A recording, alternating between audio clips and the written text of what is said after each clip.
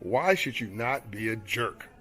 Okay, beyond the fact that like it's just good for your soul and good for your spirit not to be a jerk, it's also good for your wallet. And this is one of those rare times where I'm going to combine making money and building wealth, because those are two different things, into the same conversation. So a member of my family, somebody who I love, that will remain nameless, is retiring from the military, and was calling about their retirement benefits.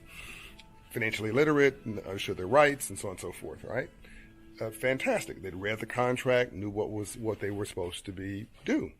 By the way, how many people you know might have military benefits, retirement benefits that you're not claiming because you're not asking? So while they're talking, the lady says, I've done some research on your records, and weren't you married to blah, blah, blah?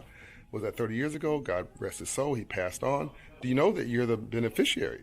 Like, you can get their retirement benefits. My relative almost passed out. And then they're like, and the lady said, like, because they thought that my relative was a nice person with a sweet spirit, and they didn't mind sort of going the extra mile to help them. She said, you also, if you don't get married right away, you could also get some of these benefits retroactive. Like, you get a lump sum payment of all the money from the past.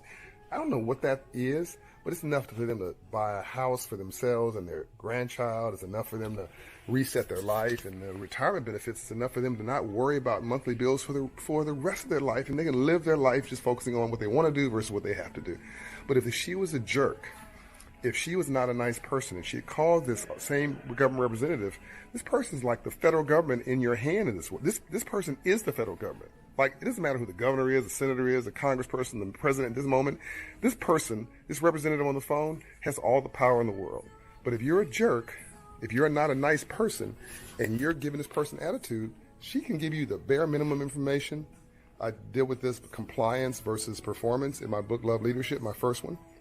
And this also ties into how the poor save capitalism, because this lady on the other side is literally solving poverty on the phone and building wealth. And it also ties into the memo, A Mindset, which is my last book, all 3 bestsellers. And it ties into the work of Operation Hope. Like, you've got to know your rights, do your research, pay attention to details. And by the way, just be a nice person, because being a jerk is really not much of an alternative, right? Nobody wants to deal with a negative person. I don't, you don't. And by the way, you don't even like dealing with negative people. So you may not want to deal with yourself sometimes. Get that memo. And remember that dis-ease is often dis-ease. And that comes from inside of yourself. So if you don't want to deal with yourself, who else would want to?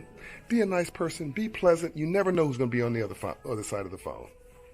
Love and light. How being a nice person makes you money and builds your wealth. Peace and light. And go see my team at Operation Hope in a Hope Inside location near you. Go take your life back. I'm out. John Hope.